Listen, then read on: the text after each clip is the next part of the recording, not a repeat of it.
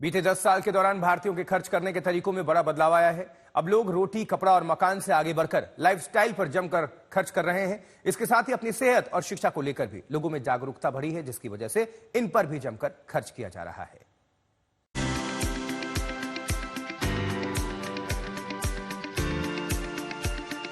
रोटी, कपड़ा और मकान भारत में हर आम और खास की सबसे बड़ी जरूरतों में शामिल रहे हैं, लेकिन आज की तारीख में रोटी, कपड़ा और मकान से जुड़ी जद्दोजहद काफी हद तक बदल चुकी है। भारतीय ग्राहक अब बुनियादी जरूरतों से ऊपर उठकर सर्विसेज और सुविधाओं पर जमकर पैसा खर्च कर रहे हैं। नेशनल अकाउंट स्टैटिस्टिक्स 2024 के आंकड़े इस बदलाव की गवाही दे रहे हैं, जिनके मुताबिक बीते 10 साल में भारतीय ग्राहकों के खर्च के पैटर्न में बड़ा बदलाव आया है। इसमें कहा गया है कि 2012-13 से 2022-23 के बीच प्राइवेट फाइनल कंजम्पशन एक्सपेंडिचर यानी पीएफसीई में खाने पीने, कपड़े और घर जैसी जरूरतों का हिस्सा घटा है, जबकि स्वास्थ्य और शिक्षा जैसे क्षेत्रों पर खर्च तेजी से बढ़ा है।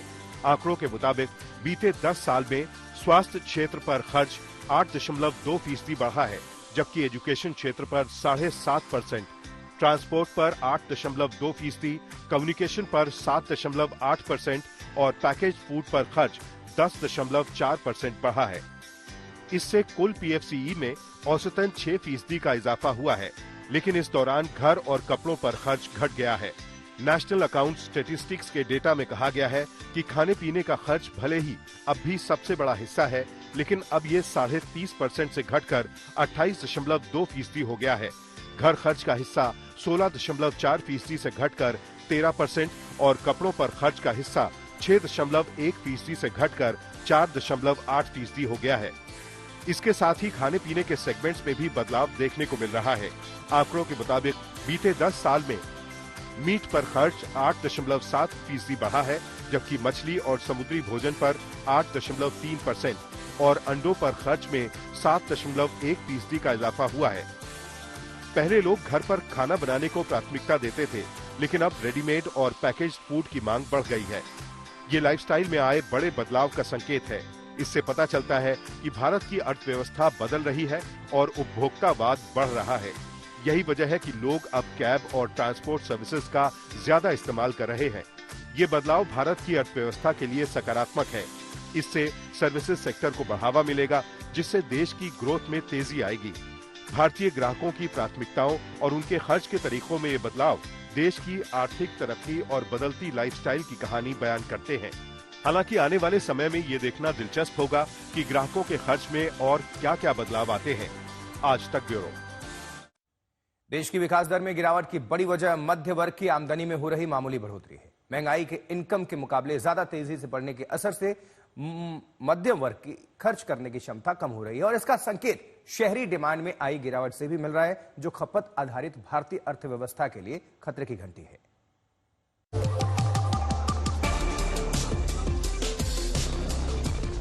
देश में अमीरों की प्रॉपर्टी और वेल्थ तेजी से बढ़ रही है, लेकिन मिडिल क्लास लगातार मुश्किलों का सामना कर रहा है।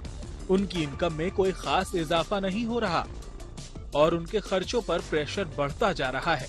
जहां एक तरफ देश में अरबपतियों की संख्या तेजी से बढ़ रही है, वहीं दूसरी तरफ मिडिल क्लास की परचेजिंग पावर यानी खरीदने की क्षमता कम हो रही है। हाल ही में आई यूएस बिलियनियर एम्बिशंस की एक रिपोर्ट के मुताबिक देश में बीते 12 महीनों में 32 नए अरबपति बने हैं, लेकिन इस दौरान मिडिल क्लास की इनकम में ज्यादा इजाफा नहीं हुआ है और उनकी खर्च करने की क्षमता भी घट गई है। इस रिपोर्ट के मुताबिक भारत अब दुनिया में अरबपतियों की संख्या के मामले में 3rd पोजीशन पर पहुंच गया है। इस लिस्ट में भारत के आगे केवल अमेरिका और चीन हैं। यूएस बिलियनियर एम्बिशंस की रिपोर्ट में कहा गया है कि देश में 2024 में अरबपतियों की संख्या 185 हो गई है। 2023 के मुकाबले इसमें 42% की बढ़ोतरी हुई है। इस बीच एक दिलचस्प जानकारी ये भी सामने आई है कि महिलाओं की आर्थिक भागीदारी भी तेजी से बढ़ रही है। इनकम टैक्स रिटर्न फाइल करने के मामले में महिलाओं की संख्या में बीते कुछ वर्षों में इजाफा हुआ है। आंकड़ों के मुताबिक 2019-20 में 1.83 करोड़ महिलाओं ने आईटीआर फाइल किया था, जबकि 2023-24 में ये संख्या बढ़कर 2.29 करोड़ हो गई। और कुल रिटर्न फाइलिंग का आंकड़ा 6.77 करोड़ पर पहुंच गया। लेकिन मिडिल क्लास पर इसका बिल्कुल उल्टा असर देखने को मिल रहा है। रिपोर्ट बताती है कि शहरी मिडिल क्लास, जो कभी एफएमसीजी का सबसे बड़ा कंज्यूमर था, अब सबसे छोटा कंज्यूमर बन गया है। ऐसा इसलिए कहा जा रहा है क्योंकि शहरी इलाकों में खपत में ज्यादा गिरावट आई है और ग्रामीण इलाकों के मुकाबले शहरी एफएमसीजी मार्केट सुस्त पड़ गया है। मिडिल क्लास की घटती परचेजिंग पावर का असर ऑटोमोबाइल सेल्स, कंज्यूमर ड्यूरेबल्स और दूसरी इंडस्ट्रीज पर भी साफ नजर आ रहा है। वहीं जीडीपी के आंकड़े भी इस गिरावट को दिखा रहे हैं। यही वजह है कि जुलाई सितंबर तिमाही में जीडीपी ग्रोथ घटकर महज 5.4% रह गई। कृषि को छोड़कर तकरीबन हर सेक्टर में दूसरी तिमाही के दौरान गिरावट आई है। ऐसे में सुझाव दिया जा रहा है कि डिमांड को बढ़ाने के लिए सरकार को एक्टिव स्टेप्स उठाने होंगे। अगर ऐसा नहीं हुआ तो ग्रोथ रेट में ज्यादा गिरावट आ सकती है। इसके लिए सरकार को मिडिल क्लास की समस्याओं को समझकर उन्हें राहत देने के लिए कदम उठाने होंगे, जिससे आर्थिक असमानता को घटाने में कामयाबी मिल सकती है। आज तक ब्यूरो।